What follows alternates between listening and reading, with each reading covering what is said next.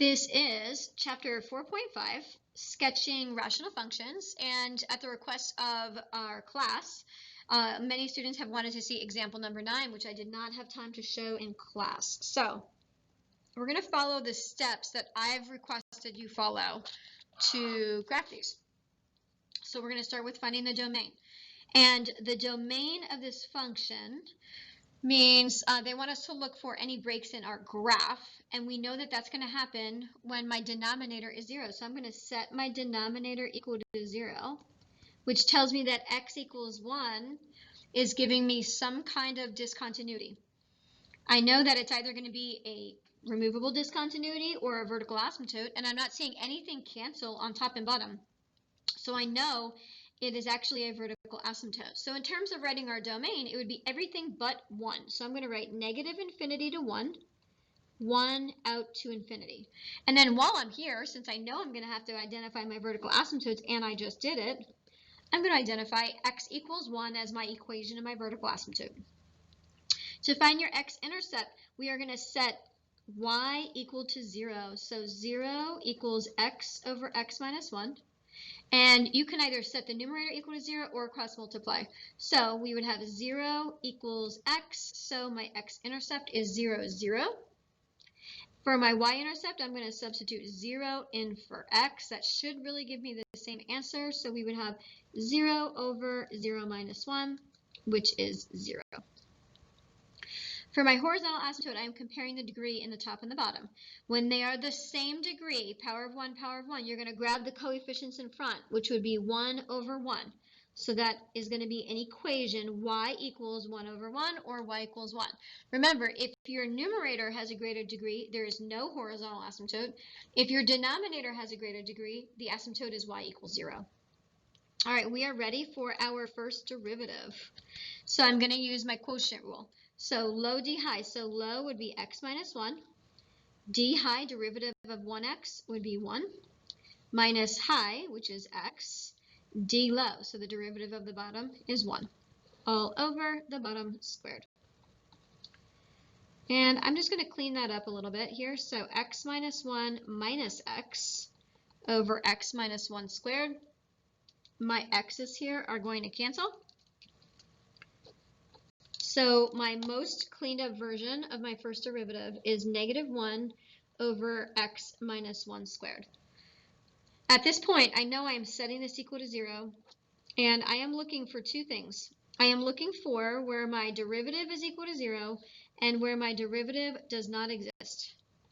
So I know the derivative doesn't exist when the denominator is 0, so I'm going to set that denominator equal to 0.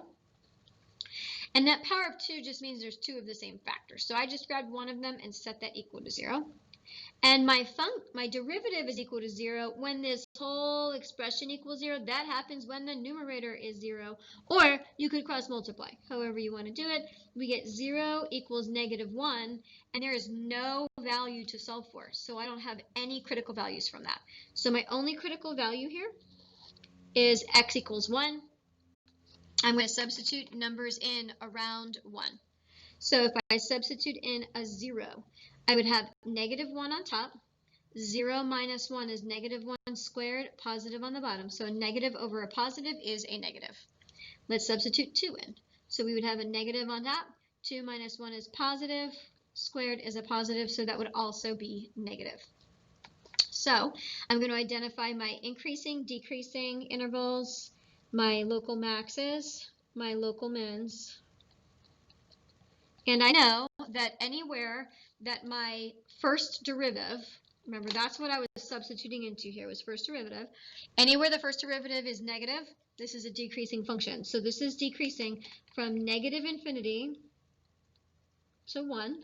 We stop at 1, and then we go from 1 to infinity. We do not just state negative infinity to infinity, because there is something happening at 1. In fact, our graph was undefined at 1. Why was it undefined? You might be wondering what's going on there. You'll recall from earlier, it's actually where our vertical asymptote is.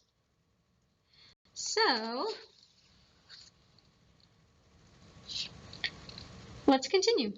So I've got the increasing interval is never decreasing intervals taken care of. I don't have any changes in sign, so I don't have any local mins or local maxes. And we are ready for our second derivative. So I'm going to grab my most cleaned up version, which would be this one right here, and I'm going to use this to find my second derivative.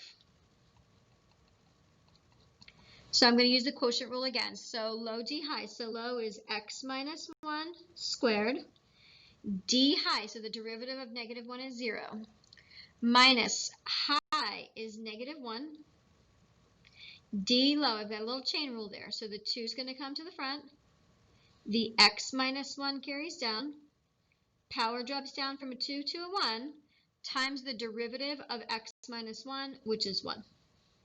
And that is all over the denominator squared. Let's clean this up a little bit. And that whole first expression actually zeroes out, which is lovely. So I have negative 1 times negative 1, which is positive 1 times 2. So I have 2 times x minus 1 over x minus 1 to the 4th power. And I'm noticing that this x minus 1 and this x minus 1 will simplify. So one of those, that one, will simplify with one of those. So we have f double prime of x equals 2 over x minus 1 cubed. Okay, so we're going to, again, look for what would make this derivative equal to 0. That comes from setting the numerator equal to 0. So I get nothing from that. There's no variable. And what would make this derivative, actually it's the second derivative, not exist? That comes from setting the denominator equal to 0. And you'll recall, we're seeing that x equals 1 pop up again. That's not a coincidence. Because that came from a vertical asymptote, it will continue to show up as a non-differentiable point in every subsequent derivative. So that critical point of x equals 1, I would expect to be in both derivatives. So let's substitute numbers in. So I'm going to substitute 0 in. So 2 is always going to be positive. 0 minus 1 is negative. Cubed is a negative. So a positive over a negative is a negative. Let's substitute 2 in. So 2 on the positive on the numerator. 2 minus 1 is positive. Cubed is positive in the denominator. So that's going to give me a positive. Now I'm going to identify my concave up interval, which is going to be 1 to infinity. My concave down interval, which is going to be negative infinity to 1. And it sure looks like I have a point of inflection, but I'm remembering that's my vertical asymptote, so I don't. But if you forgot that, you might think that there should be a point of inflection at 1, in which case you would then try to substitute 1 in. Remember, we're going back, way back to the original function, way up here. So 1 over 1 minus 1. And that gives me a 0 in the denominator. And hopefully then you remember, oh yes, that is my undefined point on the original function. That is not an inflection point. So we don't have an inflection point. All right, we are ready to sketch this thing. So I like to highlight the values or coordinates that we found that we know with absolute certainty. I've got concavity intervals, I've got increasing, decreasing intervals, but up here I have an x-intercept that I know exactly where it is. I have a y-intercept I know exactly, vertical asymptote and a horizontal asymptote. Other values that you want to sketch on your graph other than those would be the numbers that you see on your number lines, which would be 1. All right, so let's start to sketch this thing.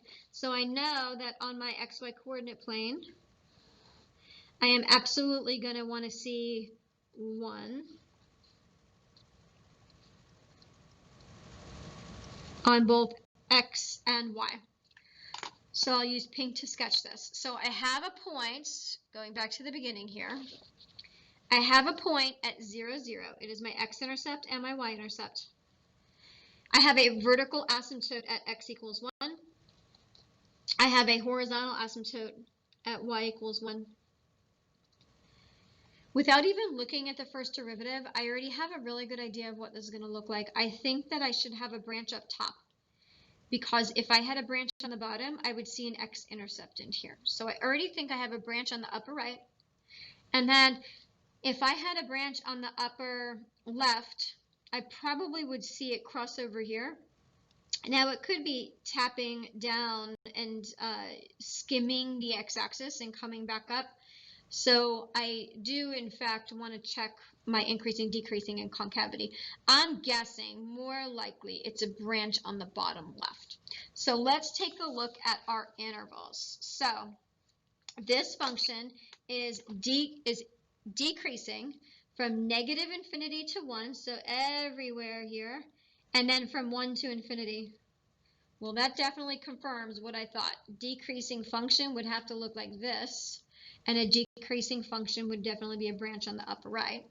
And then my concavity, this is concave up from 1 out to infinity, and it is concave down from negative infinity up to 1. So when I'm sketching this, it is decreasing and it is concave down. So it's going to look something like this. And then this is decreasing, but it is concave up. And of course, you could sketch this on your calculator to double check your work. All right, thank you folks so much for listening. I wish you all the best.